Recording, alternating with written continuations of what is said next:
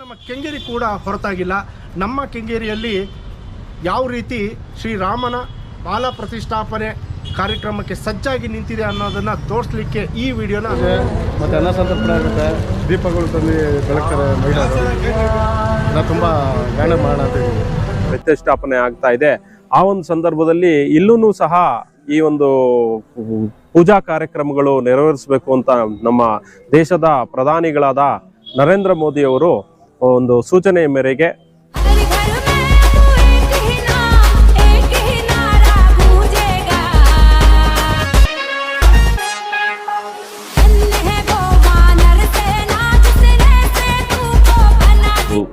ಆಂದೋಲನ ಕೆಂಗೇರಿಯಲ್ಲಿ ಶುರುವಾಯಿತು. ಆ ಸಮಯದಲ್ಲಿ ಕೆಂಗೇರಿ ಹೋಬಳಿ ವಿಶ್ವ ಹಿಂದೂ ಪರಿಷತ್ ಅಂತ ಒಂದು ನಾವು ಮಾಡ್ಕೊಂಡಿದ್ವಿ. ಅಂದ್ರೆ ನಾವು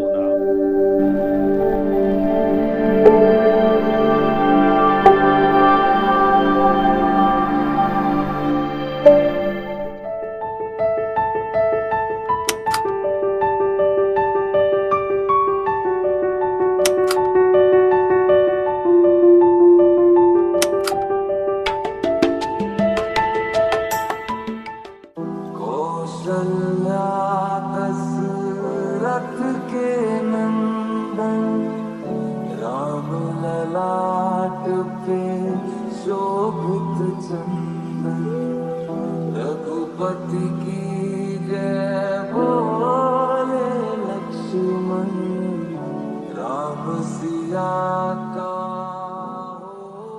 ಸ್ನೇಹಿತರೆ, ಮತ್ತೊಬ್ಬರು ಹಿರಿಯರು ನಮ್ಮ ಜೊತೆ ಇದ್ದಾರೆ, ಮುನ್ರಾಜು ಅಂತ. ನಾನು ಓದಿದಂಥ ಶಾಲೆಯಲ್ಲಿ FDC ಆಗಿ ನಿವೃತ್ತಿ ಆಗಿರುವಂಥವ್ರು ಇವರು. ಸೊ ಇವರು ಕೂಡ 1989ರಲ್ಲಿ ಶಿಲಾನ್ಯಾಸ ಆದಾಗ ಪಾಲ್ಗೊಂಡು ಮುಂಚೂಣಿಯಲ್ಲಿ ಇದ್ದಂಥವ್ರು. ಸೊ ಅವರ ಅನುಭವ ಕೇಳೋಣ, ಆಗ ಹೇಗಿತ್ತು ಮತ್ತು ನಾಳೆ ನಡೀತಿರುವಂತಹ ರಾಮನ ಪ್ರತಿಷ್ಠಾಪನೆ ಕುರಿತು ಏನು ಹೇಳ್ತಾರೆ ಅಂತ ಕೇಳೋಣ. ಅಂಕಲ್ ನಮಸ್ತೆ. ನಮಸ್ತೆ, ನನ್ನ ಹೆಸರು ಮುನಿರಾಜು ಅಂತ. ಶ್ರೀ ಯಲ್ಲಮ್ಮ ದೇವಿ ದೇವಸ್ಥಾನದ ಅಧ್ಯಕ್ಷನಾಗಿ 81ನೇ ಇಸ್ವಿಯಿಂದ 1981ನೇ ಇಸ್ವಿಯಿಂದ ಕರ್ತವ್ಯ ನಿರ್ವಹಿಸ್ತಾ ಇದ್ದೀನಿ.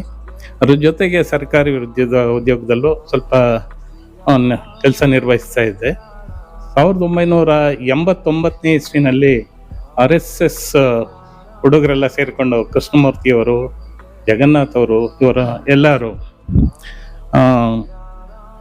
ನಮ್ಮ ದೇವಸ್ಥಾನ ಹತ್ರ ಬಂದು ಈ ರೀತಿ ಅಯೋಧ್ಯದ ಶಿಲಾನ್ಯಾಸ ಇಟ್ಟಿಗೆ ಅದು ಪೂಜೆ ಮಾಡಬೇಕು, RSS ಅವರು ಕರೆ ಕೊಟ್ಟಿದ್ದಾರೆ, ದಯವಿಟ್ಟು ಎಲ್ಲ ದೇವಸ್ಥಾನದವ್ರನ್ನ ಮುಖ್ಯಸ್ಥರನ್ನ ಕರೆದು ಈ ಕಾರ್ಯಕ್ರಮ ನೀವು ಮಾಡಬೇಕು ಅಂತ ಕರೆ ಕೊಟ್ಟರು. ಆಗ ಕೆಂಗೇರಿಯ ಸುಮಾರು 13 ದೇವಸ್ಥಾನಗಳ ಎಲ್ಲ ಕಾರ್ಯಕರ್ತರನ್ನ ಯಲ್ಲಮ್ಮ ದೇವಸ್ಥಾನದ ಹತ್ರ ಸೇರಿಸಿ ಒಂದು ಕಾರ್ಯಕ್ರಮ ಮಾಡಿದ್ರು. ಯಾವ್ಯಾವ ರೀತಿ ಮಾಡಬೇಕು ಅಂತ ಕೃಷ್ಣಮೂರ್ತಿಯವರು ಗೈಡ್ಲೈನ್ಸ್ ಮಾಡ್ತಾಯಿದ್ರು. ಅದೇ ರೀತಿ ನಾವು ಕಾರ್ಯಕ್ರಮಗಳನ್ನ ನಿರೂಪಿಸ್ತಾ ಇದ್ದೋ. ಪ್ರತಿದಿನವೂ ರಾಮದೇವರನ್ನ ಪ್ರತಿ ರಸ್ತೆಯಲ್ಲೂ ಪ್ರತಿಯೊಬ್ಬರ ಮನೆಗೂ ಎತ್ಕೊಂಡು ಹೋಗ್ಬೇಕಿತ್ತು. ಅವ್ರ ಕಡೆಯಿಂದ ಪೂಜೆ ಮಾಡಿಸಿ ಸ್ವಲ್ಪ ಅವರು ಎಷ್ಟಾಗುತ್ತೋ ಕಾಣಿಕೆನ ದೇವಸ್ಥಾನಕ್ಕೆ ಕೊಡ್ಬೋದಿತ್ತು. ಅದಕ್ಕೆ ಅಲ್ಲೇ ರಸೀದಿ ಕೊಟ್ಟು ಆ ದಿನವೇ ಅಯೋಧ್ಯೆಗೆ ತಲುಪಿಸೋ ವ್ಯವಸ್ಥೆನ ಮಾಡ್ತಾಯಿದ್ರು. ಇದರ ಮುಖ್ಯ ಅಧ್ಯಕ್ಷತೆಯನ್ನು ವಹಿಸಿದ್ದವರು ಕೆಂಗೇರಿಯ KL ರಾಜನ್ರವರು ಮತ್ತು KT ಚೆನ್ನಪ್ಪನವರು, ಪುಟ್ಟಣ್ಣವರು, ಹೀಗೆ ಹಿರಿಯರೆಲ್ಲನೂ ನಮ್ಮ ಜೊತೆಯಲ್ಲಿ ಕರ್ತವ್ಯ ನಿರ್ವಹಿಸಿದ್ರು. ಸುಮಾರು 1 ತಿಂಗಳ ಕಾಲ ಈ ಪ್ರತಿದಿನನೂ ಈ ಪೂಜಾ ಕಾರ್ಯಕ್ರಮವನ್ನು ಮಾಡ್ತಾಯಿದ್ದು. ಅದ್ರ ಜೊತೆಗೆ ಕೆಂಗೇರಿಯ ಕಾಲೇಜಿನ HS ಸೀತಾರಾಮೇಗೌಡ ಇವರು ಮಕ್ಕಳನ್ನ ವಾದ್ಯದ ಸಮೇತ ಈ ರಥ ಹೊರಡುವಾಗ ಬ್ಯಾಂಡ್ ಸೆಟ್ ಸಮೇತ ರಾಮನ ಮುಂದೆ ಹೊರಡ್ತಾ ಇದ್ರು. ಅದ್ರ ಜೊತೆಗೆ ಎಲ್ಲರೂ ಪೂಜೆ ಮಾಡಿಸ್ತಾ ಇದ್ರು. ವಿಜೃಂಭಣೆಯಿಂದ ರಾಮನ ಪೂಜೆ ನಡೀತು. ಈಗಿನ ಪರಿಸ್ಥಿತಿ ಈಗ ತುಂಬಾ ಸಂತೋಷ ಆಗ್ತಾ ಇದೆ. ನಾವು ಮಾಡಿದ್ದರಲ್ಲಿ ಸಾಕಷ್ಟು ನಮ್ಮೊಂದಿಗೆ ಇಲ್ಲ ಸ್ನೇಹಿತರು, ಆದರೆ ನಾನು ಕಣ್ತುಂಬ ಅಯೋಧ್ಯೆ ರಾಮ ಮಂದಿರ ನೋಡ್ತಾ ಇದ್ದೀನಿ. ತುಂಬ ಸಂತೋಷ ಆಗ್ತಾ ಇದೆ. ಇದಕ್ಕಿನ್ನ ಪುಣ್ಯ ಇನ್ಯಾವುದು ಬೇಕಾಗಿಲ್ಲ ಜೀವನದಲ್ಲಿ ಅನಿಸುತ್ತೆ. ಅಯೋಧ್ಯೆಗೆ ಹೋಗುವಂಥ ಏನಾದರೂ ಕಾರ್ಯಕ್ರಮ? ಖಂಡಿತ ನಾನು ಎಲ್ಲ ಸ್ನೇಹಿತರಿಗೂ ಹೇಳ್ತಾ ಇದ್ದೀನಿ, ನಾನು ಒಂದ್ಸಲಿ ರಾಮನ ದರ್ಶನ ಮಾಡಿಸ್ಬಿಡಿ ಅಂತ. ಅದು ಮಾಡಿದ್ರೆ ಸಾಕು. ರಾಂಜನಪ್ಪನವ್ರ ತಂದೆ ರಂಗಣ್ಣವ್ರು ನಮ್ಮ ಜೊತೆಲಿ ಕರ್ತವ್ಯ ಮಾಡಿದ್ರು. ಆಮೇಲೆ ನಂಜುಂಡಪ್ಪನವರು ಅಂತ ಸ್ವಾಮೀಜಿ ಅಂತ ಅವರು ಸುಮಾರು ಈ 1 ತಿಂಗಳ ಕಾಲ ನಮ್ಮ ಜೊತೆಯಲ್ಲಿ ಓಡಾಡಿ ಎಂದು ದೇವರ ಅಲಂಕಾರ ಮಾಡೋದ್ರಿಂದ ಹಿಡಿದು ಪ್ರತಿ ಮನೆಗೂ ಹೊತ್ಕೊಂಡೋಗಿ ದೇವ್ರನ್ನ ಪೂಜೆ ಮಾಡಿಸಿ ಭಜನೆ ಮಾಡಿ ಪ್ರತಿದಿನನೂ ಭಜನೆ ಮಾಡಿ ಈ ಶಿಲಾಪೂಜನ ಕಾರ್ಯಕ್ರಮದಲ್ಲಿ ಎಲ್ಲರೂ ಭಾಗಿಯಾಗಿದ್ದರು. ತುಂಬ ಭಾವುಕರಾಗಿ ಮಾತಾಡಿದ್ರಿ. ಆಗಿನ ಸಂದರ್ಭನ ನಾವಂತೂ ನೋಡಿರಲಿಲ್ಲ. ಸೊ ನೀವು ಅದನ್ನು ವಿಸ್ತೃತವಾಗಿ ನಮಗೆ ತಿಳಿಸಿದ್ರಿ. ಸೊ ನಿಮ್ಮಂಥ ಹಿರಿಯರ ಅಂದರೆ ಆಗ ಏನು ಹೋರಾಟಗಳು ನಡೀತು, ತುಂಬ ಬಲಿದಾನಗಳು ಆಯಿತು. ಸೊ ನನ್ಗೆ ಗೊತ್ತಿರೋ ಹಾಗೆ ಕೆಂಗೇರಿಯಿಂದನೂ ಕರ ಸೇವೆಗೆ ಒಬ್ಬರು ಪಾಂಡು ಅನ್ನೋರು ಕೂಡ ಹೋಗಿದ್ರು. ಅವ್ರ ಬಗ್ಗೆ ಏನು ಹೇಳ್ತೀರಿ? ಖಂಡಿತಗಳು ನಮ್ಮ ಸ್ನೇಹಿತನು ಪಾಂಡವನವರು ಕರಸೇವೆಗೆ ಹೋಗಿದ್ರು ಕೆಂಗೇರಿಯಿಂದ. ಅವರಿಗೆ ಸನ್ಮಾನನೂ ನಮ್ಮ ದೇವಸ್ಥಾನದ ವತಿಯಿಂದ ಸನ್ಮಾನ ಕಾರ್ಯಕ್ರಮನೂ ಬಂದಿದ್ದ ತಕ್ಷಣನೇ ಒಳ್ಳೆ ಕೆಲಸ ಮಾಡಿದ್ದಾನೆ ಅವನು. ರಾಂಜಿನಪ್ಪನವರು ಆತನಿಗೆ ಸನ್ಮಾನ ಮಾಡಿ ಗೌರವಿಸಿದ್ರು. ನಮಗಂತೂ ತುಂಬ ಸಂತೋಷ. ನಮ್ಮನ್ನು ಬರೋಕ್ಕೆ ಕೇಳಿದ್ರು. ಈ ಕರ್ತವ್ಯದ ಮುಂದೆ ಇಲ್ಲಿ ಕಾಲೇಜಿನಲ್ಲಿ ವರ್ಕ್ ಮಾಡೋದ್ರ ಮುಂದೆ ಅಲ್ಲಿ ಹೋಗೋಕ್ಕಾಗಲಿಲ್ಲ. ಅದಕ್ಕೆ ಇವಾಗ ವ್ಯಥೆ ಆಗ್ತಾ ಇದೆ. ಹೋಗಿದ್ರೆ ನಾವು ಚೆನ್ನಾಗಿರ್ತಿತ್ತು ಅನ್ನಿಸ್ತಾ ಇದೆ. ನಮ್ಮ ಯುವ ಪೀಳಿಗೆಗೆ ನಿಮ್ಮ ಮಾತು? ಖಂಡಿತವಾಗೂ ನಿಮ್ಮ ಅದೃಷ್ಟ ಈ ಭವ್ಯವಾದ ರಾಮ ಮಂದಿರ ಶ್ರೀಯುತ ಮೋದಿಯವರ ಸರ್ಕಾರದಲ್ಲಿ ಆಗಿದೆ. ನೀವೆಲ್ಲರೂ ತುಂಬ ಪುಣ್ಯ ಮಾಡಿದ್ರಿ. ರಾಮನ ದೇವಸ್ಥಾನವನ್ನು ನೋಡ್ಬೋದು, ರಾಮನ ನೋಡ್ಬೋದು. ಪುಣ್ಯ ಮಾಡಿದ್ರಿ ತುಂಬ.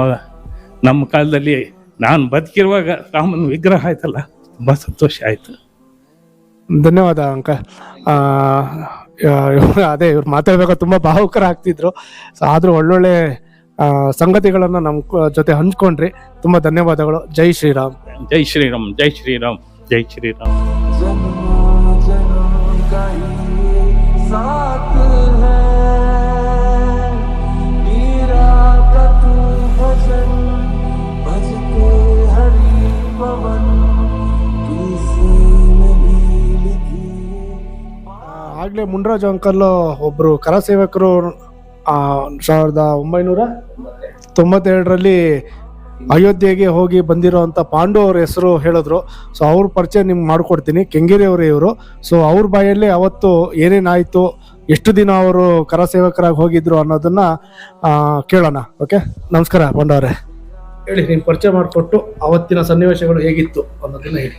ಸರ್ ನಮಸ್ಕಾರ ಸರ್, ಧನ್ಯವಾದಗಳು ಎಲ್ಲರಿಗೂ.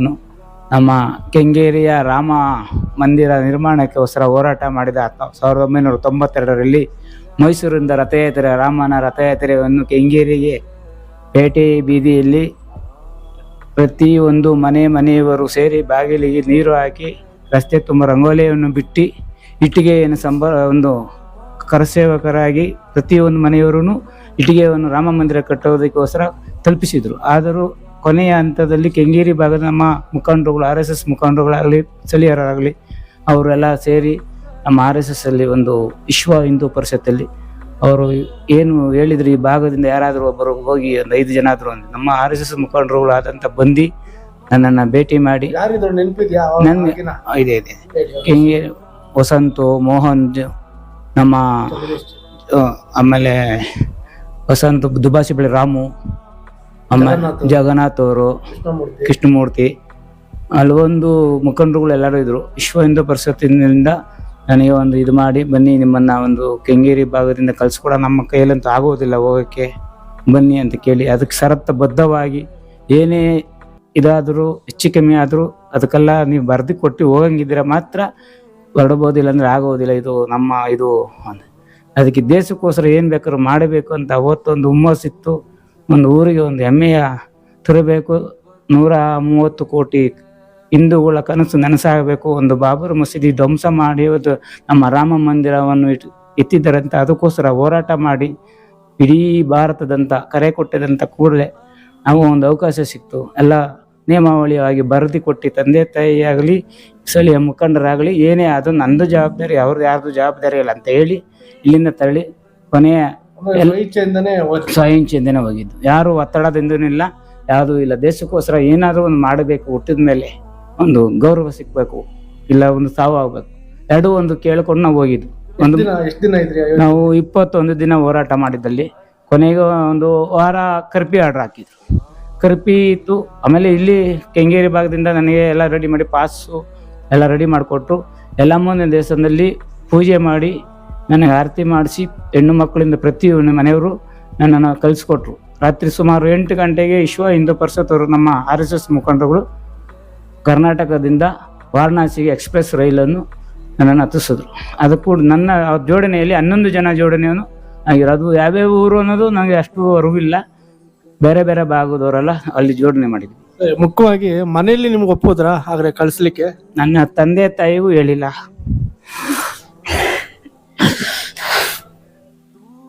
ಅವತ್ತು ಏನಾಯ್ತು ನನಗೆ ಗೊತ್ತಿಲ್ಲ. ಅದು ಒಂದು ದೇಶಕ್ಕೋಸ್ಕರ ಹುಟ್ಟಿದ ಮೇಲೆ ಏನಾದ್ರು ಒಂದು ಮಾಡಬೇಕು ಅಂತ ಒಂದು ಇದಿತ್ತು ನನ್ನ ಗುರಿ. ಮದುವೆ ಆಗಿತ್ತಾ ನಿಮ್ಗೆ? ನನಗೆ 92 21-22 ವರ್ಷ ನನ್ನ ವಯಸ್ಸು. ಅಂದ್ರೆ ತಂದೆ ತಾಯಿಯವ್ರಿಗೂ ಹೇಳಿರಲಿಲ್ಲ ನೀವು ಹೋಗೋದು? ಯಾರಿಗೂ ಹೇಳಿಲ್ಲ. ಇದರಲ್ಲಿ ನನ್ನ ಕೊನೆ ಮೂಲ ಬಂದು ನನ್ನ ರಾಜ್ಕುಮಾರ್ ಸಂಘದಲ್ಲಿ ಬೆಳೆದಿದ್ದಕ್ಕೆ ಒಂದು, ಇವತ್ತು ಆಂಜಿನಪ್ಪರ ಆಗಿರ್ಬೋದು, ರಾಜ್ಕುಮಾರ್ ಸಂಘದಿಂದ ಬೆಳೆದಿದ್ದಕ್ಕೆ ನನಗೆ ಇಲ್ಲಿವರೆಗೂ ಒಂದು ಧೈರ್ಯ ಕೊಟ್ಟಿದೆ. ಓಕೆ, ನಾಳೆ ಈಗ ಬಾಲರಾಮನ ಪ್ರತಿಷ್ಠಾಪನೆ ಆಗ್ತಿದೆ, ಏನ್ ಅನ್ಸುತ್ತೆ ಈಗ?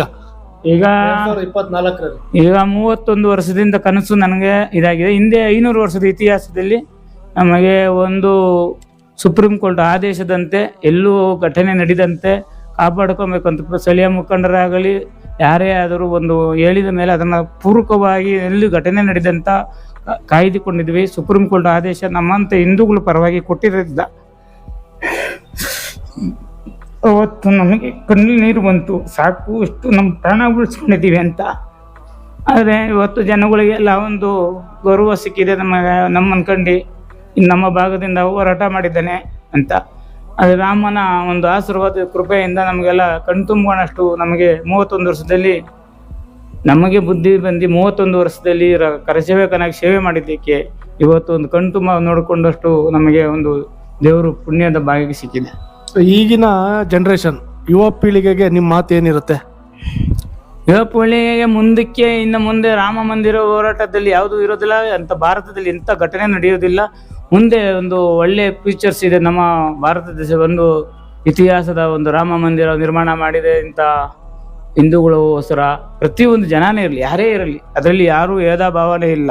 ಪ್ರತಿಯೊಬ್ಬರಿಗೂ ಒಂದು ಮನಸ್ಸು ಪೂರ್ತಿಯಾಗಿ ಒಪ್ಪಿ ಕೊಟ್ಟಿದ್ದಾರೆ. ಯುವಕರಿಗೂ ಇವತ್ತು ಹುಮ್ಮಸ್ಸಿದೆ. ನಮ್ಮ ರಾಮ ಮಂದಿರ ನಿರ್ಮಾಣ ಆಗಿದೆ, ಮುಂದಕ್ಕೆ ನಾವು ಹೋರಾಟ ಮಾಡೋದು ಸ್ವಲ್ಪ ತಪ್ಪು, ಯಾವುದೋ ಪ್ರಾಣಪಕ್ಷಿ ಏನೂ ಆಗದಂಗೆ ಮುಂದಕ್ಕೆಲ್ಲ ಅನುಕೂಲ ಮಾಡಿದ್ದಾರೆ. ಇವತ್ತಿನ ಸುಪ್ರೀಂ ಕೋರ್ಟ್ ಆದೇಶ ಇರಲಿ, ಕೇಂದ್ರ ಸರ್ಕಾರದಿಂದನೇ ಆಗಲಿ 100 ಕೋಟಿ 30 ಜನಗಳ ಆಸೆಯನ್ನು ನೆರವೇರಿಸಿದ್ದಾರೆ. 500 ವರ್ಷದ ಇತಿಹಾಸ.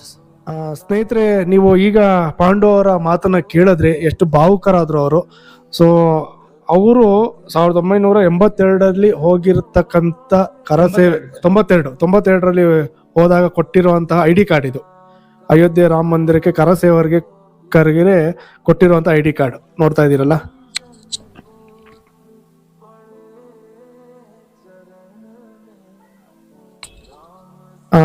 ಅವರ ಮನೆಯವ್ರು ಕೂಡ ನಮ್ಮ ಜೊತೆ ಇದ್ದಾರೆ. ಸೊ ಅವರ ಅನುಭವ ಮತ್ತು ಏನ್ ಅನ್ಸುತ್ತೆ, ಅವ್ರ ಮಗಳು, ಅವರು ಮಿಸ್ಸಸ್ ಇದ್ದಾರೆ, ಅವ್ರ ಅಭಿಪ್ರಾಯನ ಕೇಳೋಣ. ಏನು ತಂದೆಯವ್ರ ಬಗ್ಗೆ? ಅವರು ಆ ಏಜಲ್ಲೇ ಹೋಗಿ ಇಷ್ಟೊಂದೆಲ್ಲ ಮಾಡಿದ್ದಾರೆ. ನನ್ನ ಇನ್ಸ್ಪಿರೇಷನ್ ಅವ್ರು ಹೇಳ್ಬೇಕಂದ್ರೆ ತುಂಬಾ ಖುಷಿ ಆಗುತ್ತೆ. ಅವ್ರು ಹೋಗಿದ್ದಾರೆ ಆ ಟೈಮಲ್ಲಿ, ಯಾರು ಹೋಗದೇ ಇರೋ ಟೈಮಲ್ಲಿ ಕೆಂಗೇರಿಯಿಂದ ಅವ್ರು ಹೋಗಿದ್ದಾರೆ. ತುಂಬಾ ಖುಷಿ ಆಗುತ್ತೆ ಅವ್ರ ಕಂಡ್ರೆ. ಬಟ್ ಅವರು ಹೋಗಿ ಅದನ್ನ ಮಾಡಿ ಬಂದು ಇವತ್ತು ರಾಮ ಮಂದಿರ ಕಟ್ಟುತ್ತಾ ಇದ್ದಾರೆ, ಕಟ್ಟಾಗಿದೆ. ಆದರೆ ನಮ್ಮ ಕಷ್ಟಕ್ಕೆ ಆ ರಾಮನೇ ಮನೆಗೆ ಬಂದು ನನ್ನ ಕಷ್ಟನ ಪರಿಹಾರ ಮಾಡಲಿ, ನಮಗೆ ಒಳ್ಳೇದು ಮಾಡಲಿ ಅನ್ನೋದು ನನಗೆ ತುಂಬ ಖುಷಿ ಇದೆ. ಆ ರಾಮನೇ ನನ್ನ ಮನೆ ಒಳಗೆ ಬರಬೇಕು, ಆ ರಾಮನೇ ಮನೆ ಒಳಗೆ ಇವಾಗ ಅವರು ಹೋಗಿ ಅಲ್ಲಿ ಶ್ರಮ ಪಟ್ಟಿರೋದಕ್ಕೆ ಇವತ್ತು ನನ್ನ ಮನೆ ಒಳಗೆ ಆ ರಾಮನೇ ಬಂದು ನಮ್ಮ ಕಷ್ಟನೆಲ್ಲ ಪರಿಹಾರ ಮಾಡಿ ನಮಗೆ, ನಮ್ಮ ಕುಟುಂಬನ, ನಮ್ಮನ್ನ ಚೆನ್ನಾಗಿಡಬೇಕು. ಇದು ನಾನು ಕೇಳ್ಕೊಳ್ಳೋದಷ್ಟು ದೇವ್ರ ಹತ್ರ. ಧನ್ಯವಾದ. ಇಡೀ ಕುಟುಂಬಕ್ಕೆ ಒಂದು ಹೃತ್ಪೂರ್ವಕ ನಮನಗಳನ್ನ ತಿಳಿಸ್ತಾ, ಪಾಂಡು ಅವರ ಪರಿಚಯ ನಿಮಗೆಲ್ಲ ಮಾಡಿಕೊಟ್ಟೆ. ತುಂಬ ಜನಕ್ಕೆ ಇದು ಗೊತ್ತಿಲ್ಲ. ಕೆಂಗೇರಿಯಲ್ಲಿ ಕರಸೇವಕರಾಗಿ ಹೋಗಿರ್ತಕ್ಕಂಥ ಏಕೈಕ ವ್ಯಕ್ತಿ ಈ ಪಾಂಡು ಅವರು. ಯಾಕಂದ್ರೆ ನಾನು ಬಹಳ ಚಿಕ್ಕ ವಯಸ್ಸಿಂದ ನೋಡ್ತಿರೋವಂಥವ್ರು. ಮಾತಾಡ್ಬೇಕಾದ್ರೆ ಖುಷಿಯಾಗಿ ಮಾತಾಡ್ತಾರೆ. ಯಾವಾಗ ಹೋದ್ರು ಅವರು ಫಸ್ಟ್ ನನಗೆ ID ಕಾರ್ಡ್, ಯಾರೇ ಬರಲಿ ID ಕಾರ್ಡ್ ತೋರಿಸ್ತಾರೆ.